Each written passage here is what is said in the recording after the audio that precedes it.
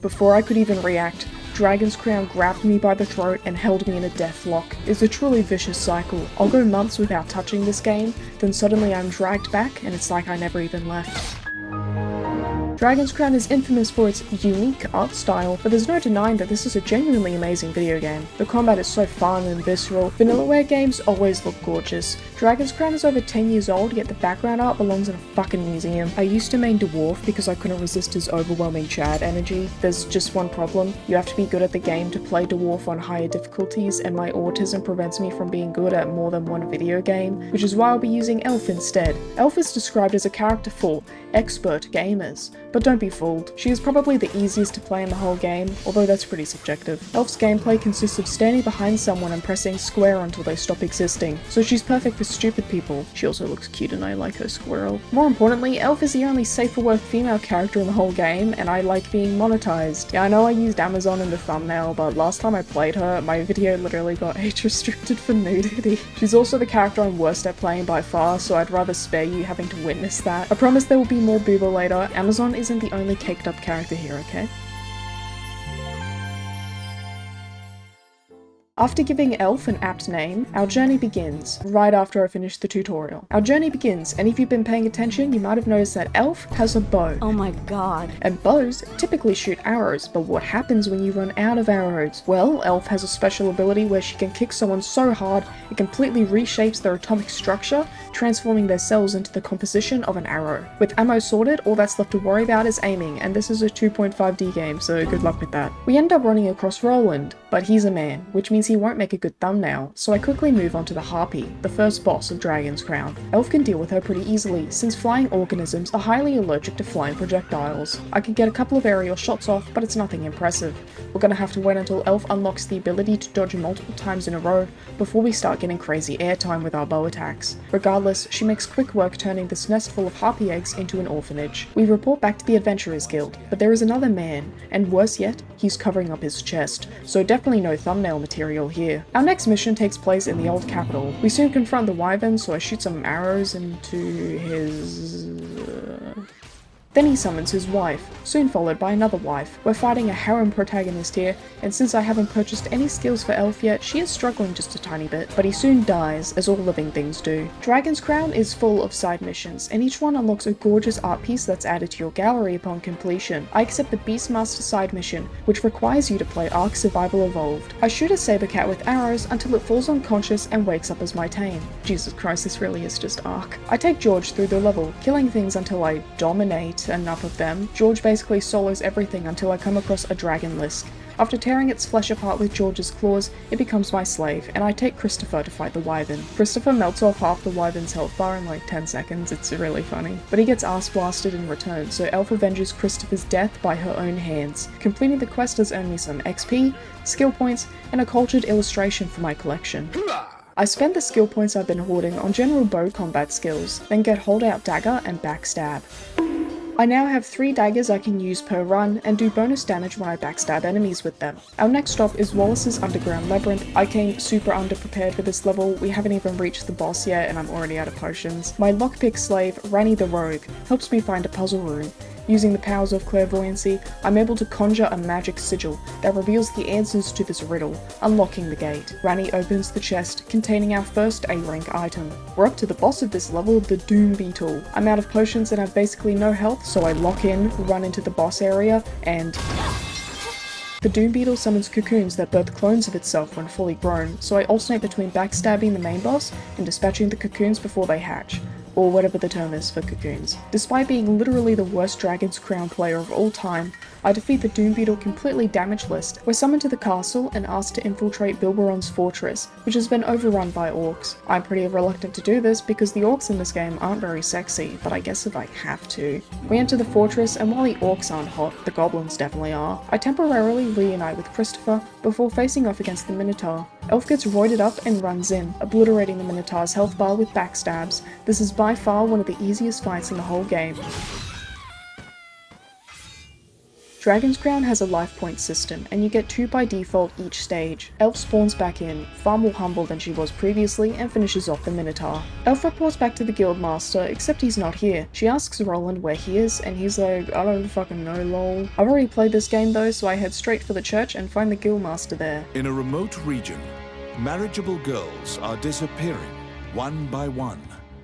The catacombs are believed to be linked somehow. Dragon's Crown has an incredible English dub narrator, and I'd like to apologise for speaking over him this whole time. As Mr. Narrator said, we have to go to the catacombs. This is where we encounter an enemy, which, in the past, made me uninstall this game in a moment of rage, soon followed by a shameful reinstall once I calmed down. Zombies have one of the most controller-throwing inducing attacks of all time, a grab. They grab you and hold you there for 1,000 years, and other zombies are able to join in on the fun too. Since I'm playing as Elf this time, I can social distance, avoiding their grabs and any controller throwing. We rescue some traumatized women, because an escort quest is the only thing that will make this level any more annoying. Soon we confront the vampire responsible for the kidnappings, and she starts sucking the women during the fight.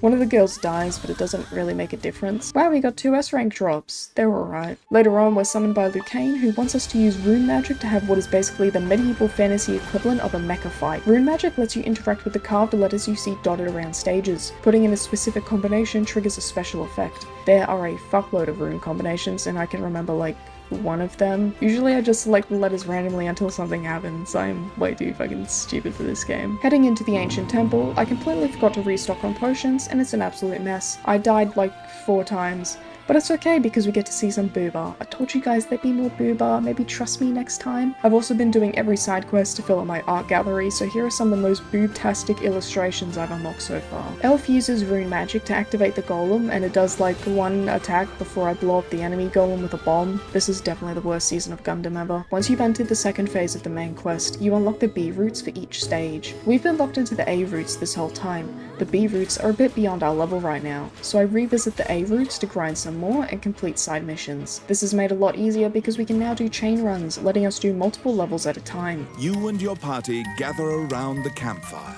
Eat well, for you will need to be prepared for the day ahead. In between stages, we sometimes get access to a cooking mini-game. If you've got good ingredients and can cook well, you can get some really insane buffs. But I am not good at it. I tried copying what speedrunners do and ended up just torturing poor Elf with burnt food. The burnt part's Randy's.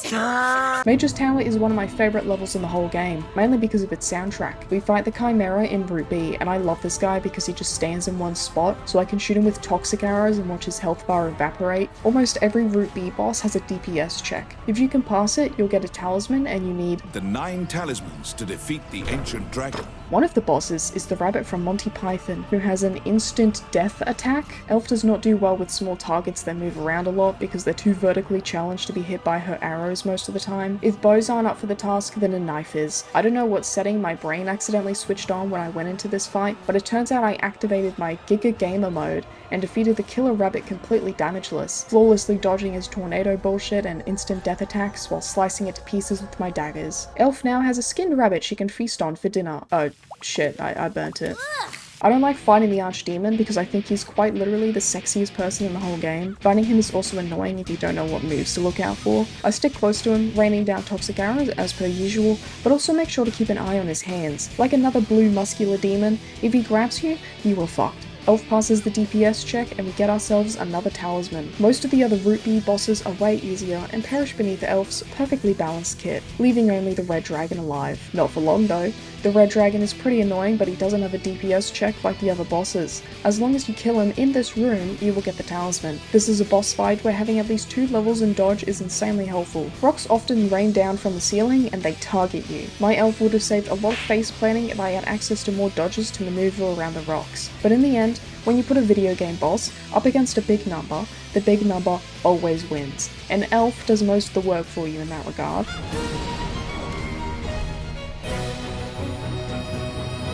You have defeated the Red Dragon, said to be the strongest creature known to man. Your name will command respect for all time. Bear your new title proudly, Dragon Slayer. We've now defeated every Route B boss, Oh wait, I forgot the Wraith. The Wraith is my least favourite boss in the whole game, purely because he summons zombies. He also has this annoying invulnerability mechanic, but his zombies are far worse. Good thing I'm playing Elf, because I front-loaded every fire arrow I had at him and watched his health bar turn to ash. But I, ran out of arrows and died. But that's a good thing. That was the best possible thing that could have happened. Once I resurrected, I had a full quiver again, so I did the exact same thing as before, and homie melted like holy shit. Since we've got all the talismans now, all that's left is the Ancient Dragon. I have a bow that deals bonus damage to draconic enemies, and some armor that gives me extra defenses against them. Using the bag system, I make a loadout with all my draconic damage equipment and confront the Ancient Dragon. Unlike the other bosses, I don't front load all my damage against this guy. That's because he has a second phase where he'll start restoring his health, so I want to make sure I still have all my damage over time arrows. See, I can strategize sometimes. Even my unbuffed shots are incredibly effective against the dragon. Once the dragon was at less than 50% health, I underwent a, tactical quiver refill maneuver, then absolutely ass blasted him with the arrows I'd been saving up, destroying what remained of his health bar in seconds. The dragon died so fast that he didn't have time to heal or summon his stronger minions, he just straight up dies, and the lovable English hype man sings our praises. With a ground-shaking thud that parts the clouds, the ancient dragon falls. You have returned it to its eternal sleep. The immortal dragon slumbers once again. Congratulations, hero. With your own hands, you have defeated a myth. With the Ancient Dragon slain, we've now completed the tutorial of Dragon's Crown. I'm sorry, is this surprising to you? There are 3 ancient dragons in total and we've only killed 1. The world difficulty has also increased from normal to hard. We have barely touched the surface of this game. Once you've killed all 3 ancient dragons, there's a bunch of other post-game shit, like killing the Demon King. The furthest I've ever gotten is killing all 3 ancient dragons with Dwarf on an old save file. I've never tackled the content beyond that, so I'm truly a complete novice at this game. Seeing as how Dragon's Dogma 2 is coming out in a matter of weeks, there's no way I'll be able to experience all the game has to offer in time. But once I've had my fill of Dragon's Dogma 2, I will return to Dragon's Crown, kill all the ancient dragons, and finally tackle the true post-game content. And if I'm playing with Elf, I think I'll be able to manage whatever the game throws at me. This is farewell for now, Dragon's Crown, but I will be back, so clench thy anus in anticipation. Thank you for watching to the end. Seeing as how Dragon's Dogma 2 is coming out very soon, I wanted to post one more Dragon's Crown video while I had the chance. Special thanks to my patrons for always supporting me. Next time I see you all, it will be in Dragon's Dogma 2, so I hope to see you then. Have a good one.